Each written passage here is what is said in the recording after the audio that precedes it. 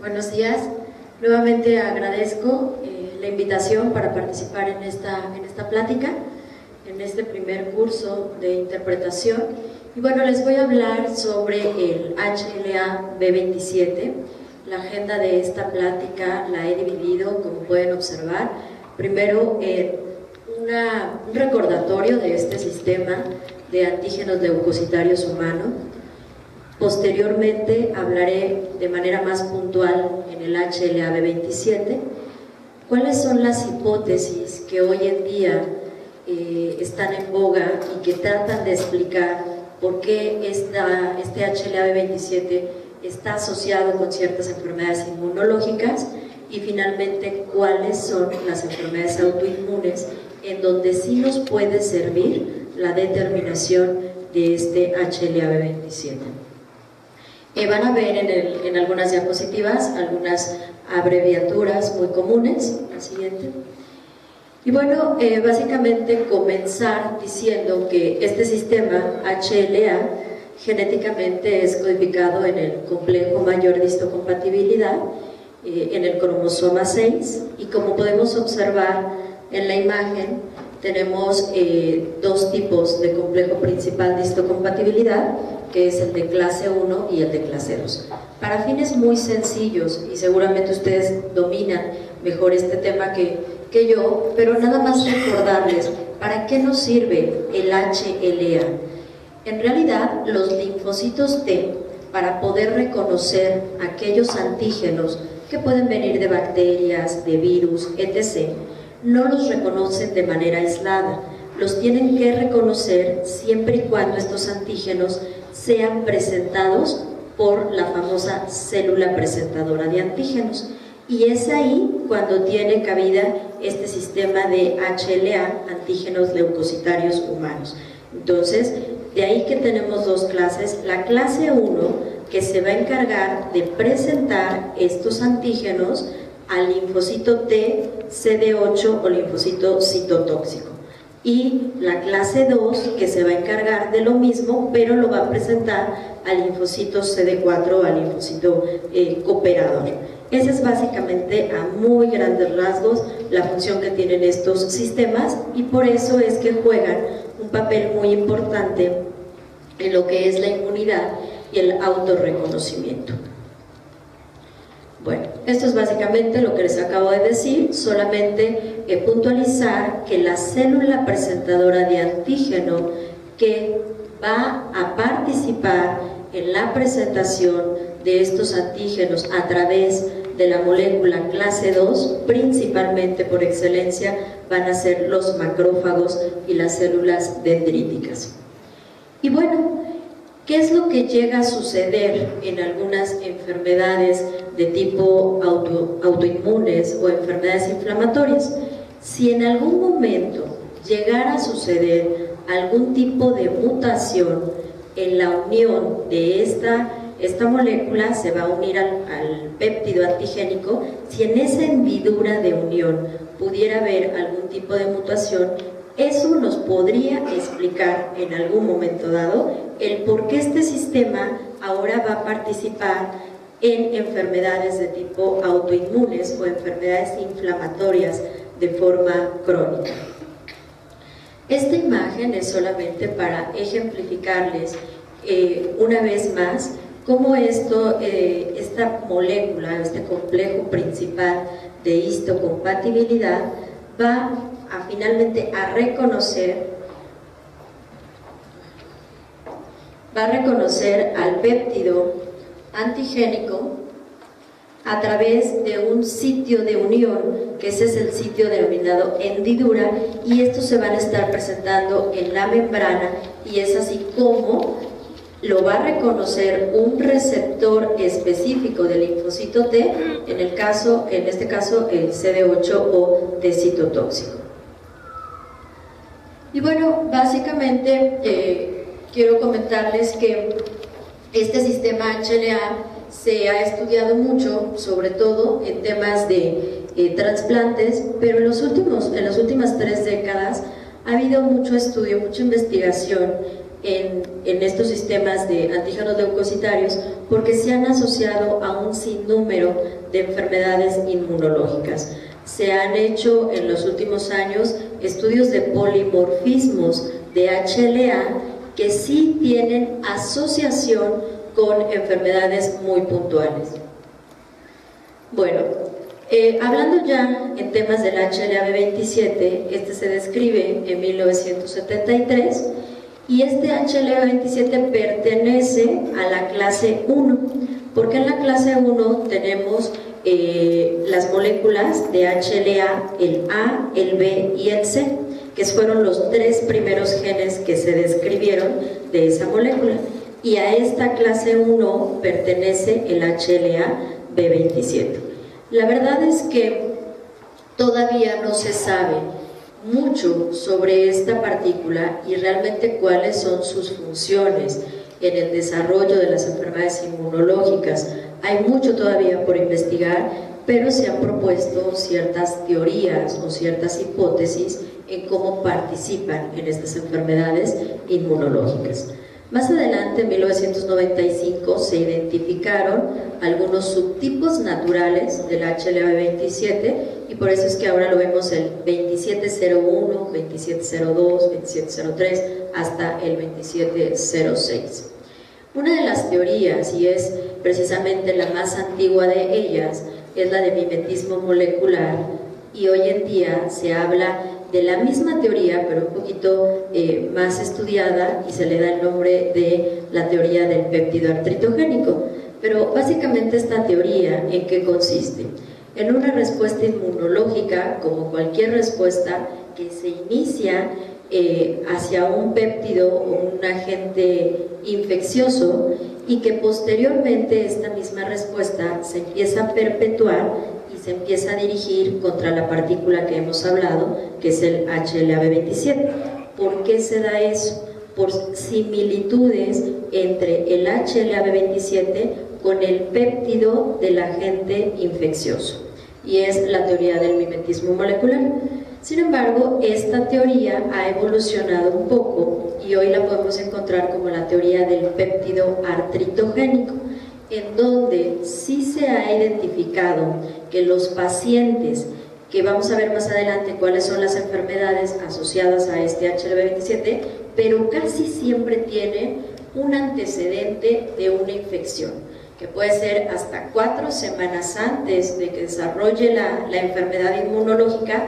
Si buscamos de manera intencionada, sí tienen un antecedente de un proceso infeccioso, y que este puede ser el detonante para que se monte esta respuesta inmunológica y posteriormente entonces se reconoce este péptido a través de su célula presentadora, lo presentan al linfocito T citotóxico. Este linfocito T citotóxico empieza a tener una gran actividad hasta que se pierde la famosa tolerancia inmunológica.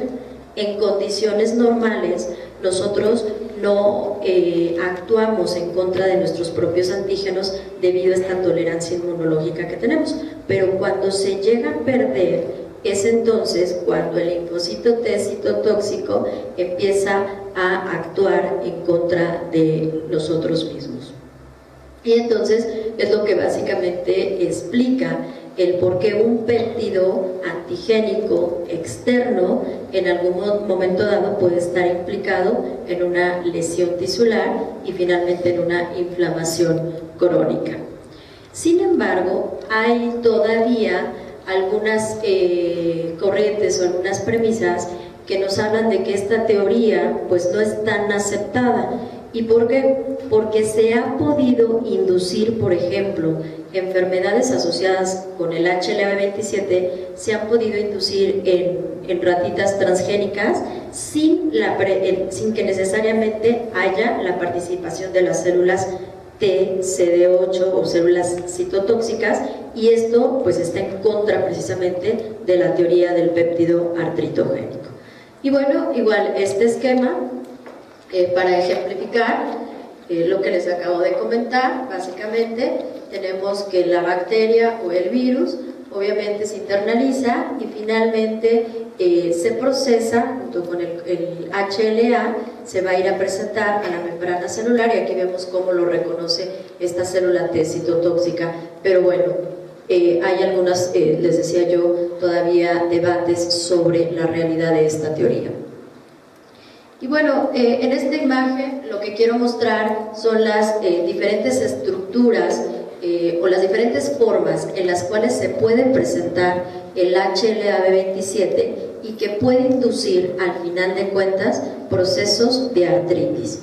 Y lo podemos encontrar como un HLA-B27 como cadenas pesadas libres que al final de cuentas se van a interiorizar a las células y aquí se van a acoplar y a plegar con la beta-2 microglobulina para al final de cuentas formar una estructura compleja que va a estar a nivel de la membrana celular y que esta estructura es la que va a presentar al péptido en cuestión.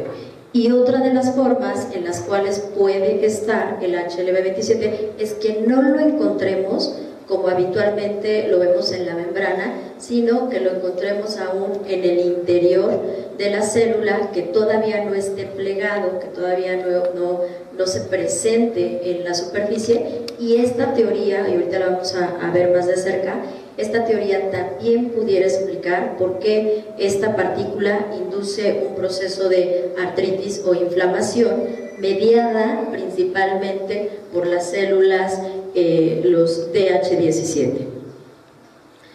Esta teoría del plegamiento anómalo se ha observado que cuando el HLA-B27 de alguna manera sufre un plegamiento que no es el correcto, favorece o estimula o activa al factor nuclear y a su vez esto nos va a desencadenar la activación de varias citocinas proinflamatorias, principalmente factor de necrosis tumoral, interleucina 1, interleucina 6.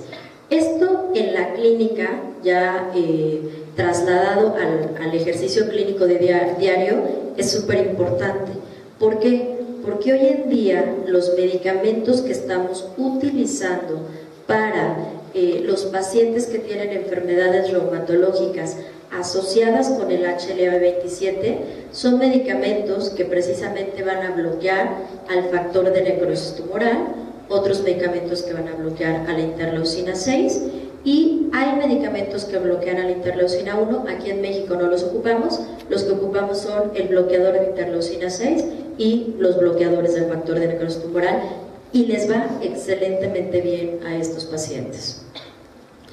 Y la cuarta teoría, les decía, es cuando existen estos homodímeros de las cadenas pesadas del HLA-B27 en la superficie celular y que bueno, esto pudiera, hay varias teorías en donde nos explica cómo estos homodímeros realmente sí pueden inducir una respuesta inflamatoria a través de la expresión de los mismos y que también se ha observado en algunos estudios de investigación que ese concepto que les he repetido en los últimos minutos, clase 1 con CD8 y clase 2 con CD4, se ha quebrantado en algunos estudios de experimentación en donde se ha visto que las CD4 pueden llegar a reconocer al HLA-B27 cuando hay alguna alteración a nivel de su cadena.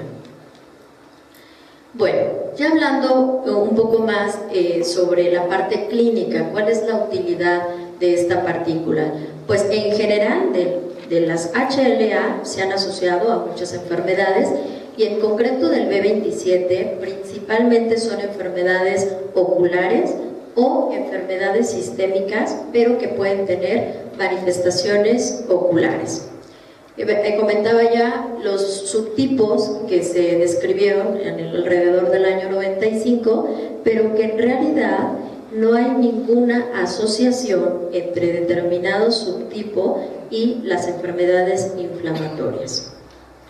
Este HLA-B27 está presente en la población general de un 1.4 hasta un 8%.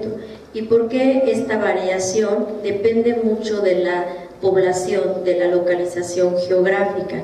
De hecho, hay una incidencia más alta en ciertos grupos de nativos americanos y escandinavos que tienen esta molécula, ¿no?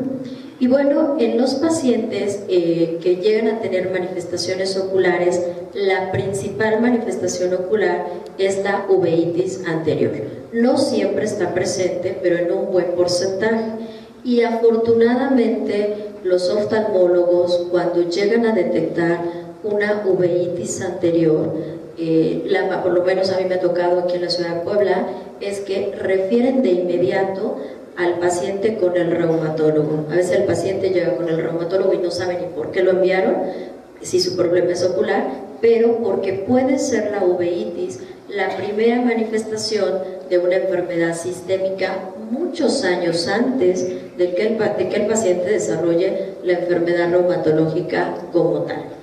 Y bueno, esta es una imagen de un paciente con uveitis. Nosotros, bueno, yo que no soy oftalmóloga, en realidad lo que siempre nos debe alertar cuando llega un paciente con una probable uveitis aguda es el dolor. Si a simple vista puede confundirse quizá con una conjuntivitis, pero estos pacientes verdaderamente tienen mucho dolor, tienen mucha fotosensibilidad, la luz solar les molesta mucho y el dolor a veces no nada más es dolor ocular, sino retroocular o dolor cefalea importante, y bueno, es característico el ojo rojo que llegan a presentar. La uveitis anterior es una urgencia oftalmológica. Si nosotros no detectamos o si el oftalmólogo no trata de forma oportuna, el paciente puede quedar con pérdida de la visión. Bueno, también quiero comentar que el HLA-B27 se ha asociado a artritis. Y les decía yo en estas teorías que casi siempre haya algún antecedente de un proceso infeccioso. Y aquí en esta diapositiva ustedes pueden observar cuáles son los microorganismos que con mayor frecuencia se asocian a este tipo de enfermedades inmunológicas. Bacterias entéricas, gram negativas principalmente, y en la historia clínica, en el primer contacto que se tiene con un paciente que de momento llega con una sospecha de una espondiloartritis seronegativa, que son como se le llama en conjunto a estas enfermedades, pues siempre habrá que preguntar antecedentes infecciosos, básicamente en 3 sitios: gastrointestinales, urológicos y a nivel de genitales, ¿no? Principalmente. Bueno, también quiero comentarles que en experimentos en animales como los roedores que han sido genéticamente alterados para expresar estas moléculas de HLA-B27, se ha podido demostrar que si estos roedores llegan a tener una infección bacteriana a nivel intestinal, sí les predispone a que puedan desarrollar artritis, como lo que vemos en los humanos, que es la artritis reactiva. Anteriormente, y es lo que ustedes conocen como Reiter, el famoso síndrome de Reiter, en la actualidad ya no le llamamos así debido a que posteriormente el Colegio Mexicano de Reumatología decidió omitir el nombre de Reiter porque era uno de la gente nazi que mató mucha gente en aquel entonces, y pues estaba invocando a una persona pues no muy grata. Entonces todavía ustedes van a ver algunas publicaciones como síndrome de Reiter, pero en realidad el nombre actual es artritis reactiva y es exactamente la misma enfermedad. Bueno, una de los microorganismos que debemos de buscar de manera intencionada, porque puede ser el antecedente clave para que el paciente desarrolle una enfermedad asociada al HLA-B27, sin duda alguna siempre será clamidia, y esto sí se tiene que pedir de forma intencionada en el abordaje de estudio. Les decía yo que en oftalmología existe una fuerte asociación con enfermedades como la uveitis anterior, y que bueno, esta uveitis anterior, si bien se puede presentar como algo totalmente aislado, sí sabemos hoy en día que los pacientes que llegan a debutar con uveitis anterior y que tienen HLA-B27 positivo, lo más probable es que vayan a tener cuadros recurrentes de uveitis y por ende vayan a tener complicaciones a futuro en cuanto a la agudeza visual. Entonces, también comentarles que depende mucho la situación geográfica para que un paciente tenga el HLA-B27 y por ende tenga mayor desarrollo de uveitis anterior aguda. Cuando nos llega un paciente con uveitis anterior aguda, siempre la pregunta es: ¿y yo voy a tener una espondiloartritis o me va a afectar en alguna otra parte del cuerpo? No lo podemos saber, o sea, no podemos predecir, pero sí, si ese paciente le detectamos que tiene HLA-B27 positivo, pudiera ser que a lo largo de la vida desarrolle algún tipo de espondiloartropatía, pero no es realmente 100% seguro. Bueno, de pacientes con esta enfermedad, con esta manifestación ocular, 50-60%, les decía, pueden tener este HLA-B27 positivo, les da una afección unilateral, ¿no? Eso también es una característica, y cuando se repiten estos cuadros de uveitis, casi siempre afecta el mismo ojo. Es una afección no granulomatosa y bueno, allí está la tríada clásica: el dolor, la hiperemia y la fotofobia. Esta es otra imagen. Este tipo de uveitis, y de hecho, en general de las espondiloartropatías seronegativas asociadas al HLA-B27, se asocian más a los hombres. Dentro de las teorías o de las hipótesis revisadas, por eso les decía que hay mucho todavía por investigar en esta molécula, no se explica el por qué hay mayor asociación en hombres. Sin embargo, cuando nos llega un hombre entre los 20, los 40 años, son hombres jóvenes con alguna manifestación ocular como uveitis o alguna manifestación articular como a nivel de grandes articulaciones, porque principalmente son las grandes articulaciones como las caderas, los hombros, son las dos articulaciones más afectadas, le siguen las rodillas o los tobillos. Estas enfermedades muy rara vez afectan articulaciones pequeñitas, a menos que se trate de una artritis psoriásica, pero en general es un hombre joven entre 20 y 40 años que llega con un padecimiento de esta naturaleza. Lo primero a sospechar es una enfermedad inmunológica asociada al HLA-B27. En términos generales, cuando nosotros ya detectamos que ese paciente cumple criterios para una enfermedad reumatológica, en términos generales se les llama espondiloartritis seronegativa. Yo generalmente no me meto mucho en conflicto de que si es una espondilitis anquilosante en las primeras consultas o que si es una artritis reactiva, en fin. De primera intención se clasifica al paciente como una espondiloartritis seronegativa. Y lo que comparten todas las espondiloartritis es que son enfermedades que afectan articulaciones periféricas, como les decía, grandes articulaciones, pero también afectan la columna. Y son enfermedades asociadas al HLA-B27, y en términos seronegativa significa que como condición deben de tener el factor reumatoide negativo. Teniendo un factor reumatoide positivo, se cuestiona mucho el diagnóstico. Entonces, en general, ese es el grupo de las espondiloartritis seronegativas. La siguiente.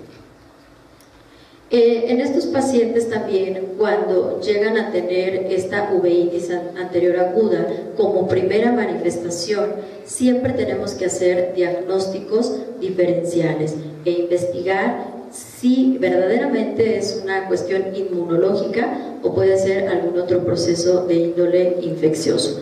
¿Por qué es súper importante hacer esta diferenciación, porque el tratamiento que yo le voy a ofrecer si se trata de una enfermedad inmunológica está totalmente contraindicado si eso fuera un proceso infeccioso.